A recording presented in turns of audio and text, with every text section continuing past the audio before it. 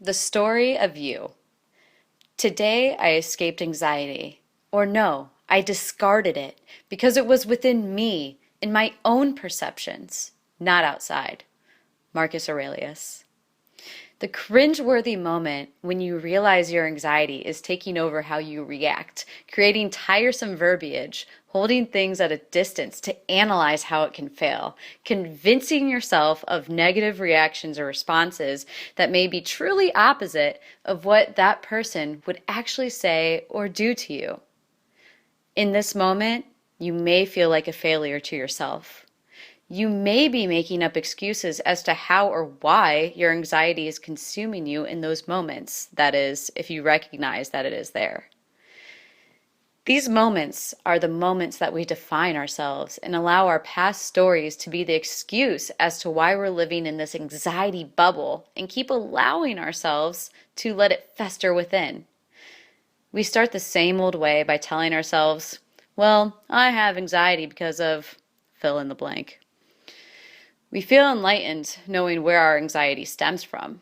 We feel exceptionally accomplished when we figure out ways to cope with it and not let it dictate our everyday lives anymore.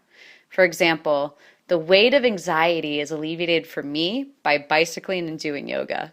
I remain calm in social situations but feel a heavy burden if I have to go out in crowds, so I avoid it.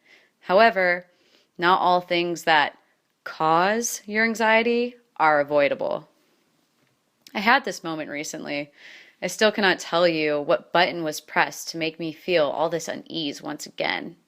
I would answer things to myself or out loud with, well, that's what my anxiety would expect you to say, and I know that's unrealistic, so why am I still feeling this way? Trapped by heavy weights in my chest, analyzing every word that has come out of my mouth, questioning if it was truly something I wanted to say or do. Sometimes anxiety is under control. You think you've conquered it, and then you encounter new people or places and it returns. Then you question how this happened. You get caught up in your own anxiety, completely disregarding what is happening right in front of your eyes. It's as if you've forgotten about your consciousness, which exists in every moment, and you turn to yourself as if your anxiety is the only thing that can be happening in those moments. This is wildly untrue. Trust me, I'm still working on this.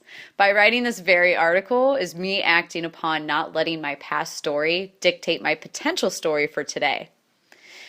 By telling ourselves the story of our anxiety and why it remains with us is to also keep telling ourselves the same story over and over, therefore not creating a new one and living in the past, shackled to that emotion that can, honestly, be rewired.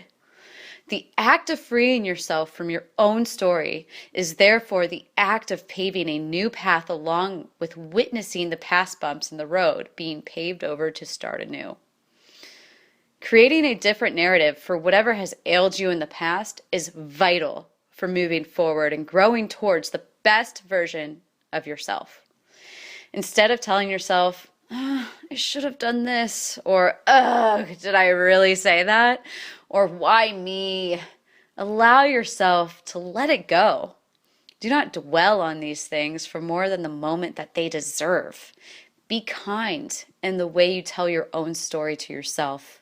You are your own number one. Start treating yourself like it. Discard that emotion. Realize that you, and only you, are the creator of that story. And soon, sooner than you think, you will be able to let it go.